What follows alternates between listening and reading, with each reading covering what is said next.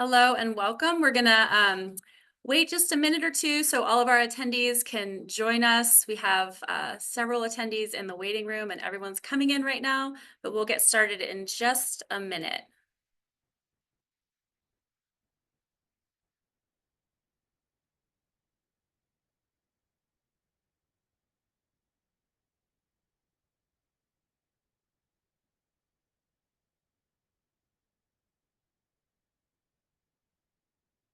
All right, it looks like everyone's in from the waiting room.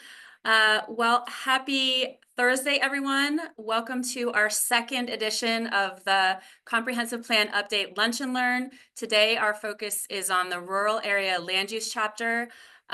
If you came to the first one, you'll know that this is a time for our project team to talk about the chapter and then open the opportunity for you to ask questions.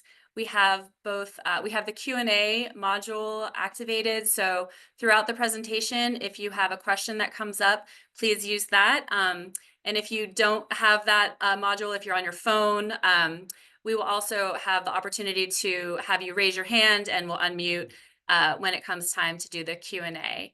So again, we're so happy to have you here and so happy to have you interested in the comprehensive plan process. And I'm going to kick it off to Tori Kanalopoulos, our principal planner on the project, to walk us through the rural area land use chapter. Thank you, Serena, and good afternoon, everyone.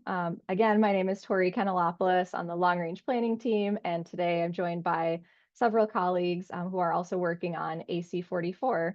So we're looking forward to sharing more about the rural area chapter and hearing some of your questions and comments as well. So today we'll start off with the presentation, which will include a reminder of where we've been with the comprehensive plan update, how the plan structure is organized, and then more about the rural area land use chapter with a quick refresher on the growth management policy, an overview of the rural area itself, and then talk about the goal, objectives, and actions for this chapter. And then we'll wrap up with our next steps and then leave time for Q&A. So in the first phase of the comprehensive plan update, we developed the guiding principles, and that was through a significant amount of community input, which some of you may have participated in. And those resulted in the 4 guiding principles shown in the circle, which are green and resilient, welcoming and equitable, connected and accessible, and thriving and prosperous. So that's what we want our community to be like in the next 20 years. And then that informs how we organize the plan and what kind of recommendations we develop to help us get there. We also did the land use build out analysis in 2022, looking at the capacity of our development areas to accommodate projected growth.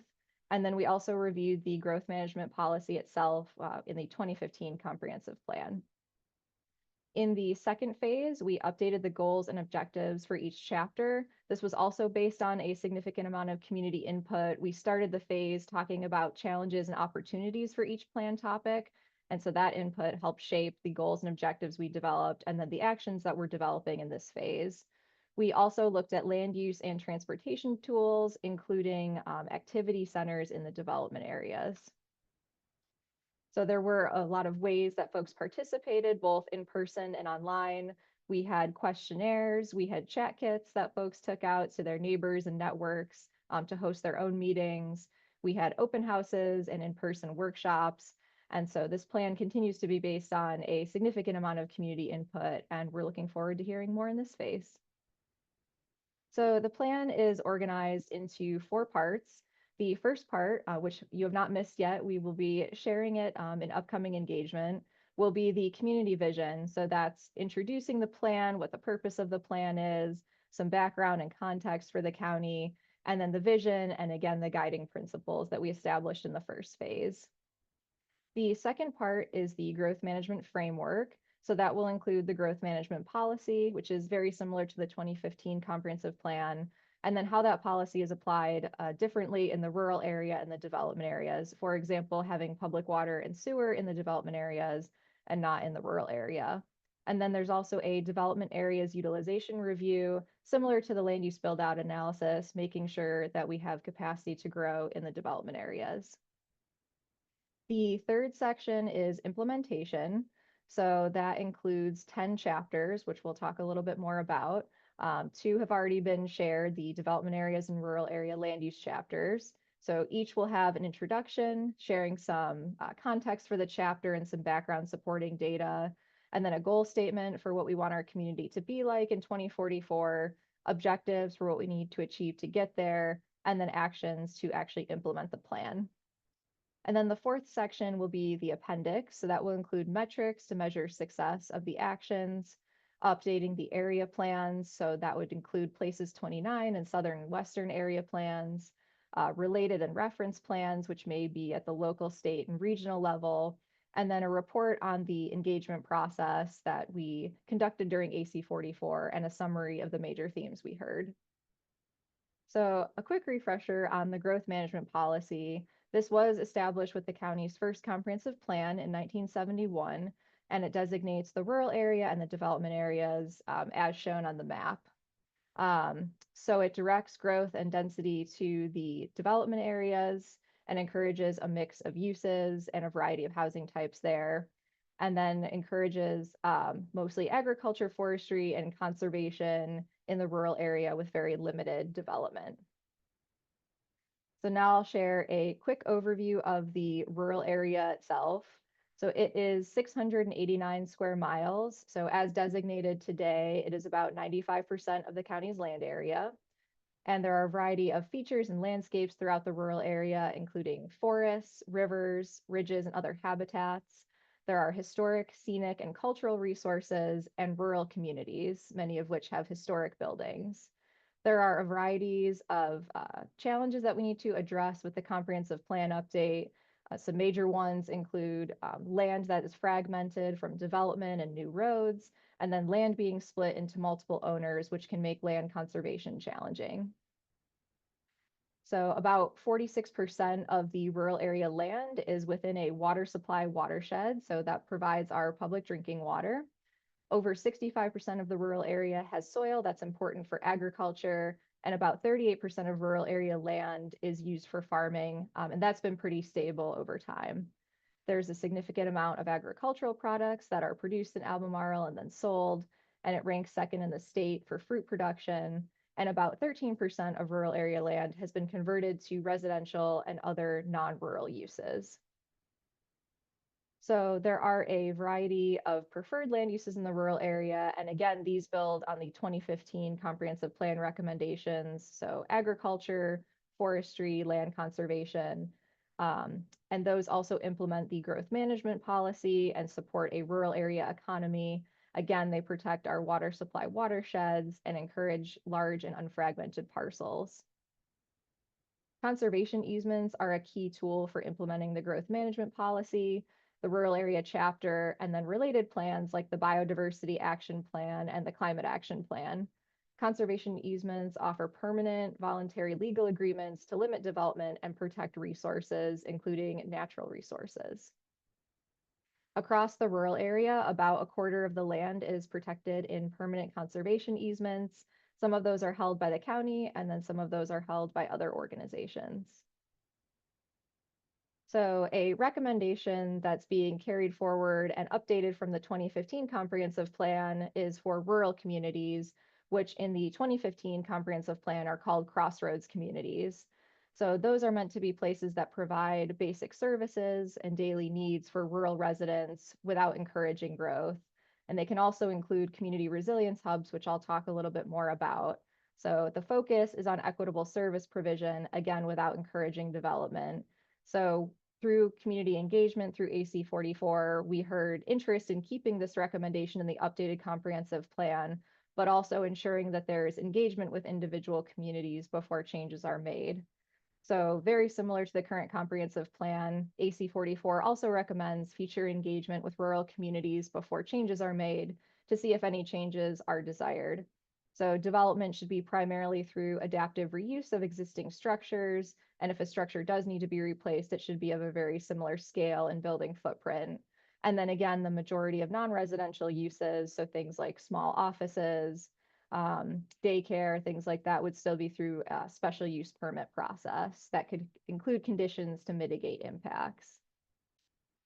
So as mentioned, resilience hubs are recommended with the comprehensive plan update, both for development areas and the rural area.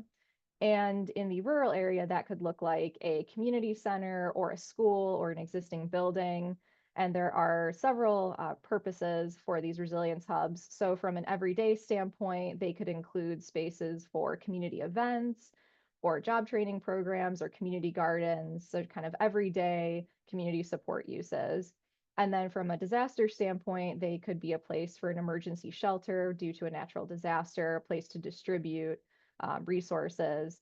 And then they can also be a place to recover from those natural disaster events and build community resilience. So rural interstate interchanges are another recommendation from the 2015 comprehensive plan that are being updated and carried forward. So those are I-64 interchanges within the rural area. There's 4 total. The ones that are in the development areas have recommendations within the relevant area plan. The 2015 comprehensive plan recommends studying the Shadwell Interstate Interchange, including for potential food processing and distribution and other uses that support local agriculture and forestry. The updated comprehensive plan keeps that recommendation, but then also recommends studying Yancey Mills as a secondary study after Shadwell. Both of these interchanges have existing development and underlying commercial and industrial zoning where by right development could already occur. So that's why future study is recommended of those areas, but again, keeping that same emphasis on supporting agriculture and forestry uses. So I did want to highlight, if you're interested in learning more about the rural area, there is a really excellent video that our rural area expert Scott Clark put together, and that is Rural Area 101. It's on the AC44 Phase 3 page. So if you're interested in diving deeper into some of these topics, I encourage you to check out that video as well. And then also wanted to mention that while this chapter has a majority of the recommendations related to rural area land use, there are a variety of other recommendations that impact land use in other chapters. So this is not a full list, but just to highlight some of them in some of these upcoming chapters. The resilient community chapter will include resilience hubs and local food systems. Environmental stewardship will look at water quality and waterways. Transportation will include safety and maintaining rural character. And then community facilities will talk more about service provision between the rural area and the development areas consistent with the growth management policy. So looking at this chapter in a little more detail, as a quick reminder, the goal statement is what we want our community to be like in the future. The objectives are what we need to achieve, and then the actions are how we implement the plan. So the goal statement for the rural area has similar priorities to the current comprehensive plan, and that includes thriving farms and working forests, rural communities, protected water supplies, healthy ecosystems, and protected historic and scenic resources.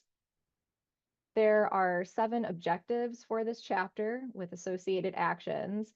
So I'll briefly cover an overview of the objectives and then look at each of them in a little more detail. So overall, they support the primary land uses in the rural area, which are agriculture, forestry, and land conservation. And then there's also some recommendations related to rural communities and some of that existing development and supportive uses of agriculture and forestry.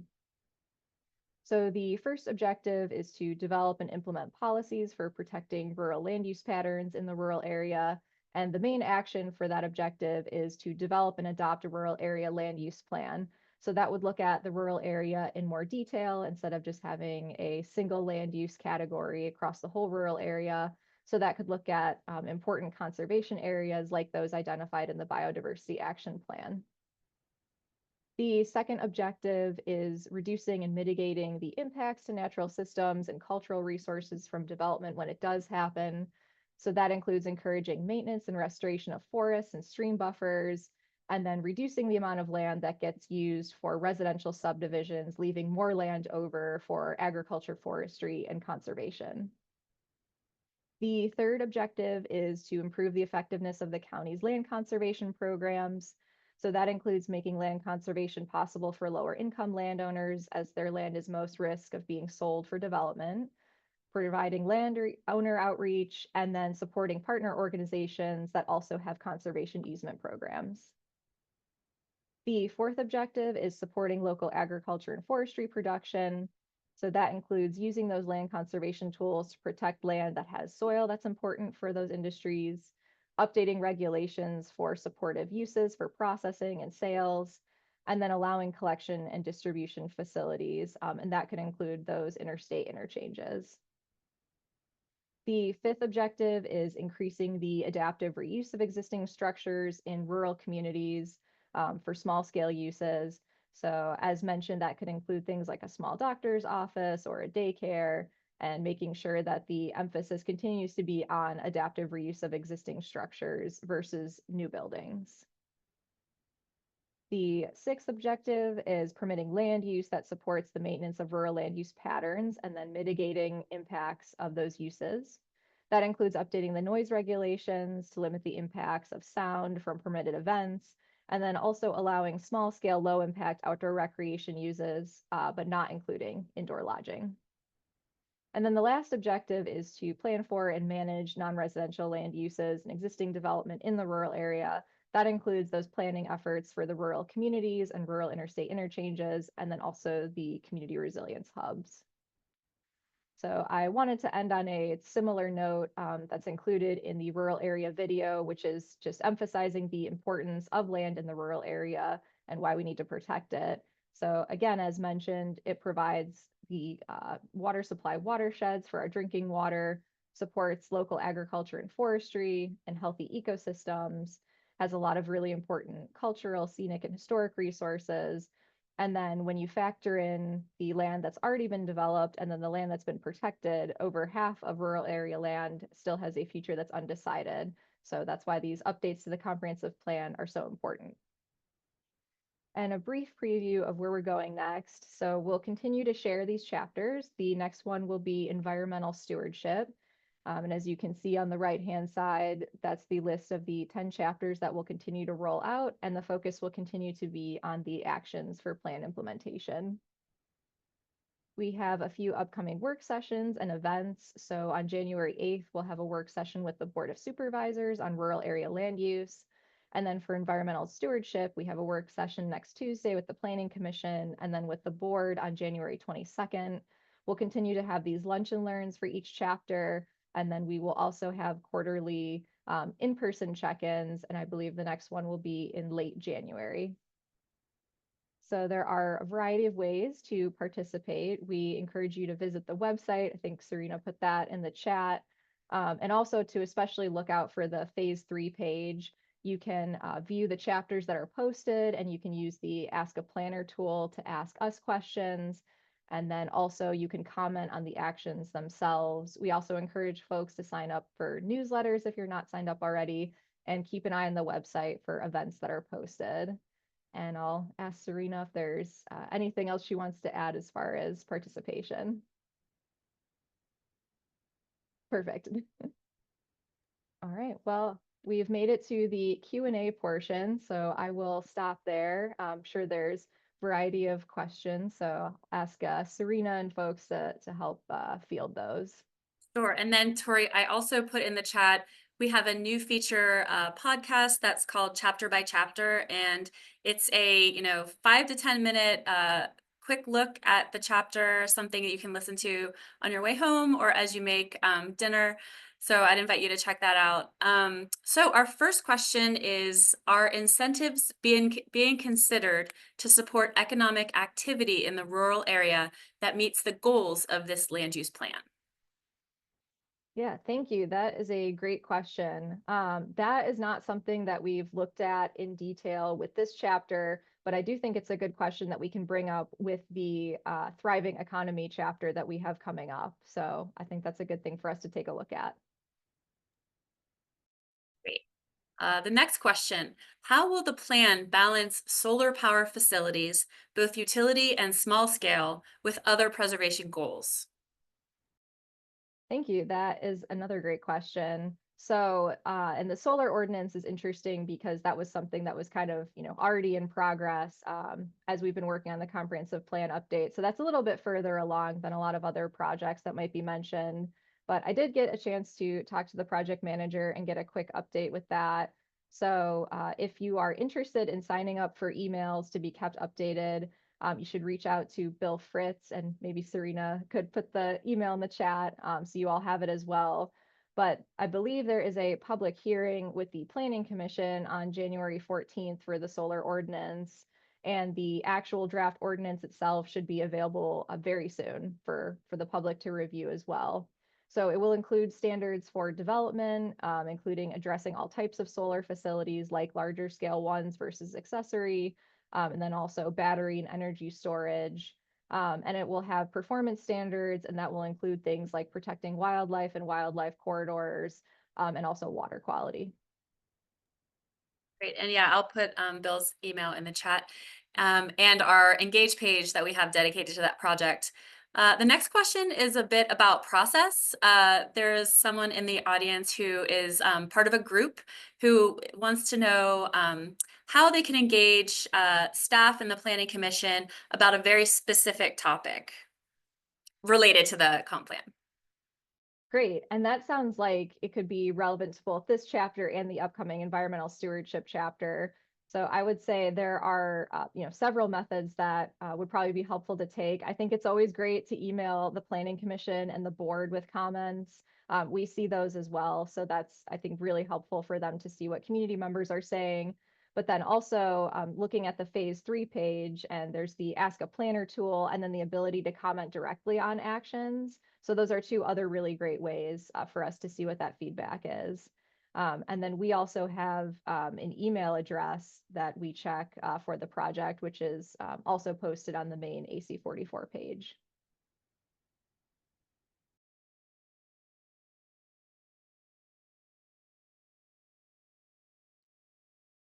And unmuted. So this next question is specifically, what services are considered for Crossroads communities? Transit, police, fire, or commercial? Yeah, thank you. So at the moment, there are high-level recommendations in the updated comp plan for what a business or service could look like, but that would need to be further studied with engagement with individual communities. So it's similar recommendations to the 2015 comprehensive plan, things like country stores and small offices, daycare, post offices, and community resilience hubs, which was something that we heard a lot of support for during engagement in the rural area.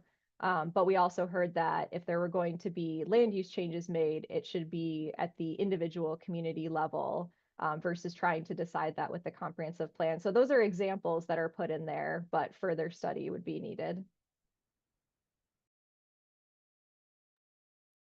Okay. Tanya, which question was the question you were interested in? I was just gonna type it in the chat. So it was but I'll just say it out loud.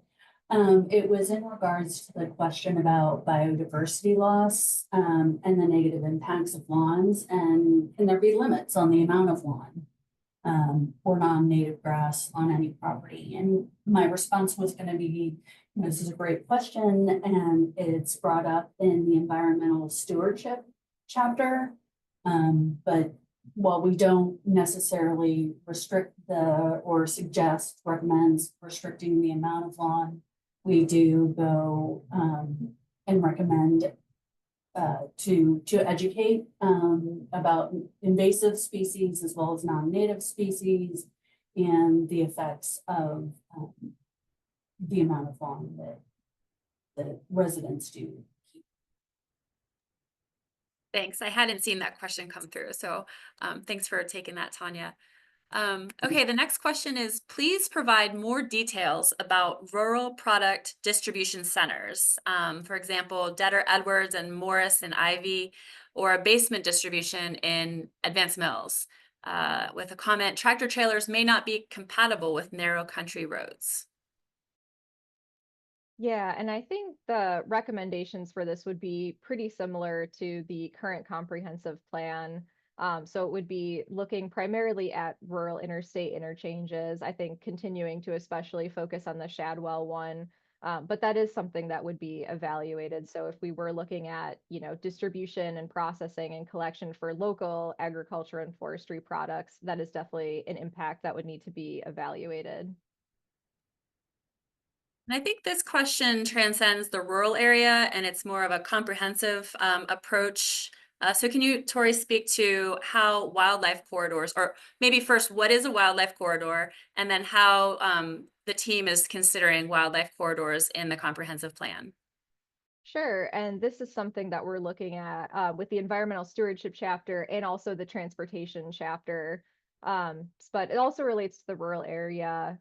And James, feel free to jump in if I miss anything with this. But I think the intent is to make sure that habitats are not fragmented and that if they are, there's connections so that wildlife can actually safely move between habitats and through habitats. And this also comes up with road safety and transportation with having wildlife crossings across major roads. It is something that other localities have done, and it's definitely reduced crashes. So it would have to be evaluated against other transportation projects and, funding is competitive, but it is one way to help with the movement of wildlife. So it's definitely something that we're looking at for that chapter.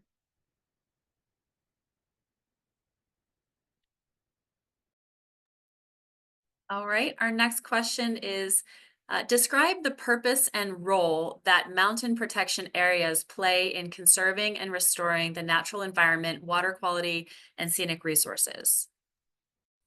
Sure. And so my understanding of those areas is that they are identified by the comprehensive plan as important resources, but they are not directly protected by a corresponding like zoning ordinance. That's a mountain protection overlay zoning ordinance. However, steep slopes in the rural area are protected by the steep slopes regulations in the zoning ordinance. So in the rural area, that's for slopes that have a 25% or greater grade.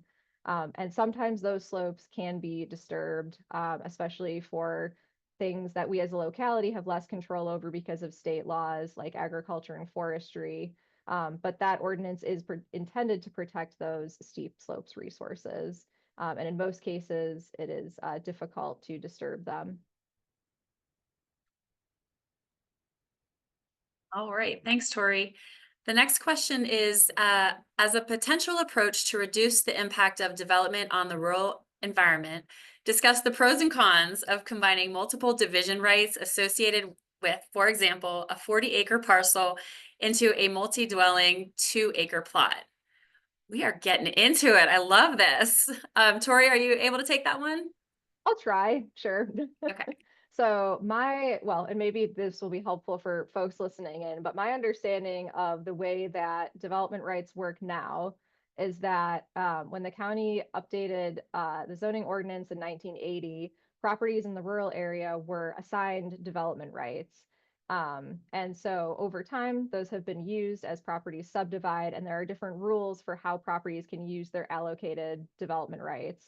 So properties that are subdivided in the rural area for residential uses have to have a minimum lot size of at least 2 acres because you have to have space for a well and septic systems.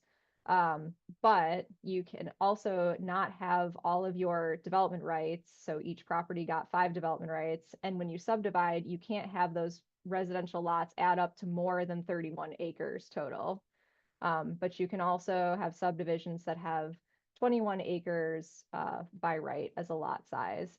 So it's kind of confusing, but basically what we're trying to do with the updated recommendations in the comp plan is have smaller amounts of land taken up by residential subdivisions. So encouraging lots to be smaller instead of getting, I think the average is like 6 acres that we're seeing right now. So it's kind of large for residential use, but then it's small for agriculture and forestry. So just trying to better cluster and make those lots smaller.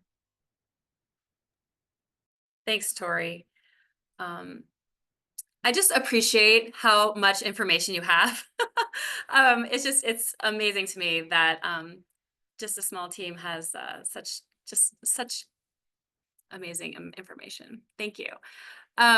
Okay, so the next question is, can you talk about the agricultural forestal districts and county efforts to remove properties from these districts? And we have James here to answer that question.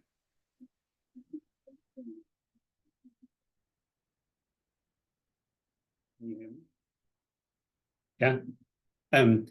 This is something that is happening at the moment. It's not part of the AC44 process. It's a separate thing, but it's happening at the same time. So I'm happy to talk about it briefly. So these districts are they're voluntary conservation districts in the rural area in which landowners can choose to enter into a district for 5 to 10 years at a time. And the main reason for these districts is to limit the amount of development that can happen on those properties in the districts. It essentially means that people can't use those 2-acre development rights that Tori was just talking about for a temporary time. There's no implicit tax benefit to being in a district, but some parcels in the district can get lower taxes by virtue of being in the district. And the board has directed us to identify parcels that have no remaining development rights. So they are not, even if they were in the district or not in the district, they wouldn't be able to subdivide anyway. And they're being recommended to be removed so that they cannot get a conservation related tax benefit without giving up any development potential. If you want to hear more about that, there is a public hearing next week on Tuesday at the Planning Commission meeting. Thank you. James, I'm going to give you a little break. If you can find the link to that Planning Commission meeting and share it with everyone in the chat, that would be amazing. Thank you. And another question that came in is, it's certainly in the news and on a lot of people's minds, are data centers. The demand is growing. And how is this addressed in the comprehensive planning process? And Ben, I'm going to give that one to you. Sure. To date, I don't think we have specifically called out data centers. It's something we may consider for the language within the comprehensive plan. Data center within the rural area would be considered a non-rural use, and it would require some approvals that would go through a public hearing process, be open to public comment. I think some of the things that have prevented data centers within our county so far are the price of land, and then also high energy power supply. And I don't know that the county has an extensive amount of that would attract those types of centers. Thanks, Ben. The next question is about resilience hubs. So about what are they? How are they created? How can we identify the locations for resilience hubs? Tori, do you want to take that one? Sure. And they're definitely intended to be flexible. So they could be, especially at a larger scale, they could be something that's in a community center or a school and is maybe, more publicly supported. But then at a smaller scale, they could be things like an existing business. And maybe they get connected with a grant to do like an energy efficiency upgrade and have kind of limited resources for community members. So they're really meant to improve community resilience and well-being kind of at an everyday level, but then also the potential to be a resource during an emergency. So again, that scale would look very different at more of the like public level in a school or community center versus some more basic needs in a small business. It is something that is kind of referenced in the regional hazard mitigation plan that the county is part of, that the Planning District Commission does. It recommends looking at the rural area and what kinds of community support facilities might be needed to prepare for and respond to natural disasters. So that was another reason that we wanted to look at those as a tool. And they're becoming a lot more common in other communities as well. Thank you. This is a question about, let's see, maybe Ben, you can take this one. Why doesn't the county allow clustering based on performance standards? And maybe Ben, you can give us a little bit of context into that question and then share your response. Or I'm going to assume they're referring to clustering within the rural area and how properties are divided. To do that based on performance standards would require an update to our zoning ordinance. We are, in relation to that, looking at the recommendations for dividing rural properties and potential lot size. But we have not included anything about performance standards.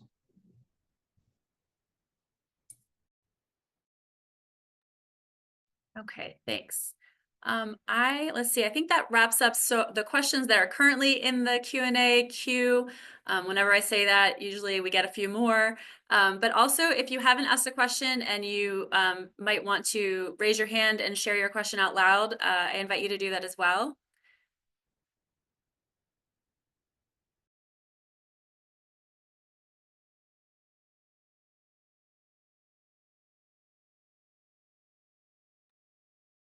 Team, I don't know if I missed any questions in the chat. Sometimes we get them that way.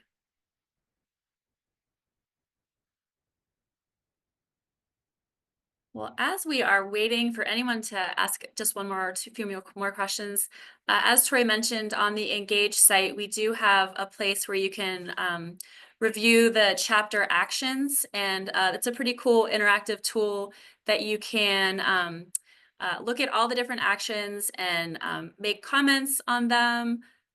You can upvote them. You can even suggest your own actions. So if you reflect on the goals and the objectives of the particular chapter and you see an action that's missing, you can suggest one, and then everyone in the community can see that as well. So I invite you to take a look at that. Again, that's in the linked page for the rural area. We're going to have that. It's also up as well for the development area land use chapter. So I invite everyone to take a look at that. There's some amazing tools out there. And I want to thank everyone for participating in this today. Oh, okay, one more question. Just want to confirm or clarify that the agricultural forestal districts are not included in AC44 planning. Maybe James, you can clarify or respond to that. Yeah, sorry, thank you for the opportunity to clarify this. What I meant was the specific issue of keeping parcels in or not with the districts is not part of the AC44 process, but there are no changes to the agricultural forestal districts being contemplated or suggested during the AC44 plan. Yeah, thank you for asking that question. Another question that just came in is, how are historic resources protected in rural areas? And maybe Tori, you can foreshadow some of the content around historic resources that is coming soon. Sure. So that will be, of course, another upcoming specific chapter, and it is historic, scenic, and cultural resources. So that would include a little bit more detail on things like adaptive reuse of historic structures that are in the rural area, looking at increasing some of our protections that we have for historic resources. Unfortunately, we do lose some of them each year to demolition. So seeing if we can reduce some of that, especially for really important resources. And then also looking at things like dark skies and protecting those. So that chapter will have more detail there. But from a rural area chapter standpoint, it is focused a lot on adaptive reuse.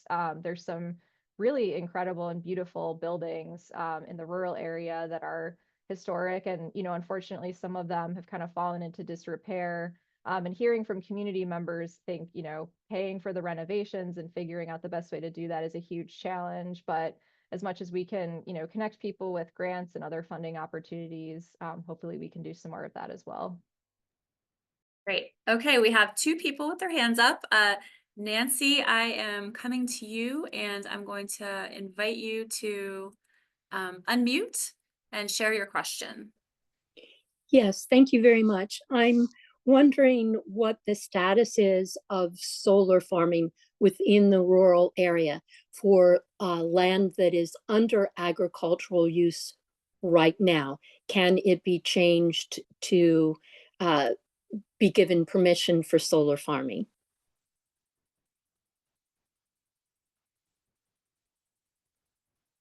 I can do my best to answer that question, and then if anyone else wants to jump in as well.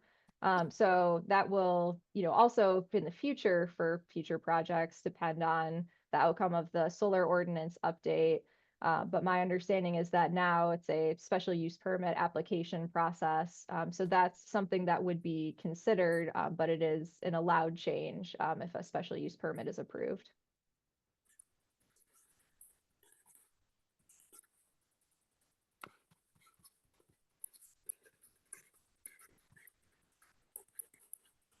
All right, great. Thank you, Nancy. And Dirk has a question. Dirk, I'm going to invite you to unmute. Here we go.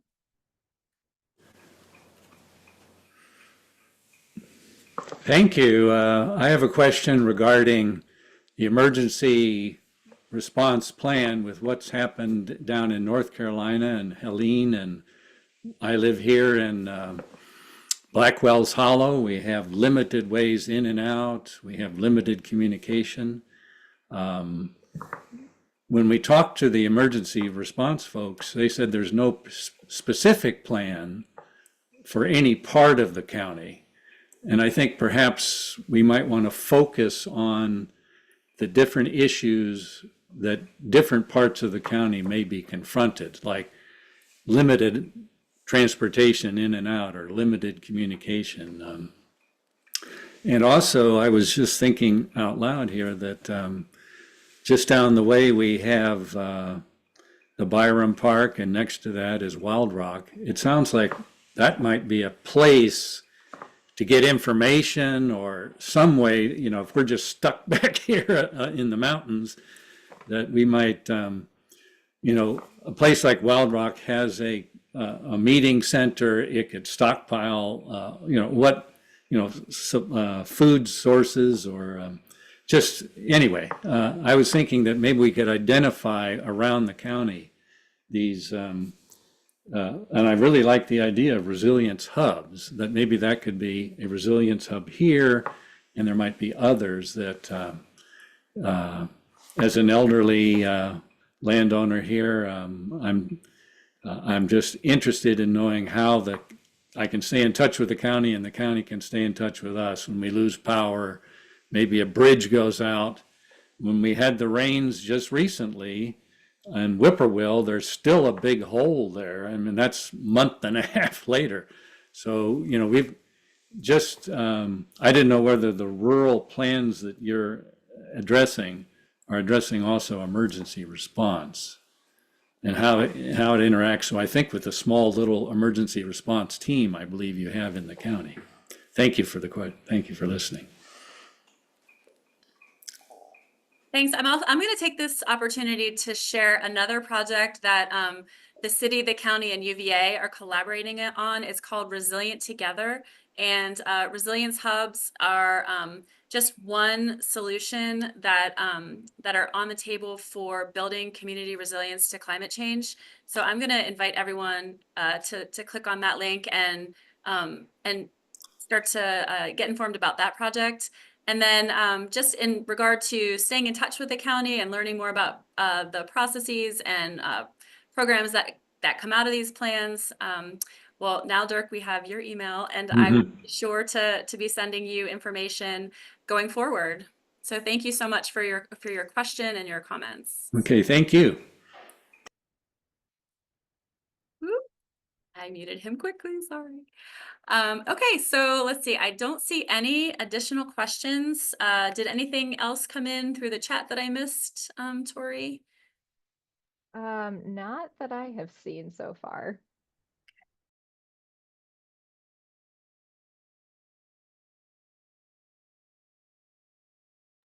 All right, then again, you see our wonderful big project page that is dedicated to the AC44 process. I invite you to dig into that page, those pages, and there's a lot of really amazing content that has been produced by subject matter experts across the county in a wide variety of topics. And it's a treasure trove of information. So I invite everyone to go check that out. Any other comments, Tori, before we close out our Lunch and Learn today? I think just to say thank you everyone for participating. I think the questions and the comments were really helpful. We really appreciate them and just want to encourage everyone to continue participating along the way. Amazing, thank you. And we'll be in touch. Like I said, we have your emails, and so expect to hear more about this project going forward. And stay tuned for the next Lunch and Learn in January. All right. See you, everyone.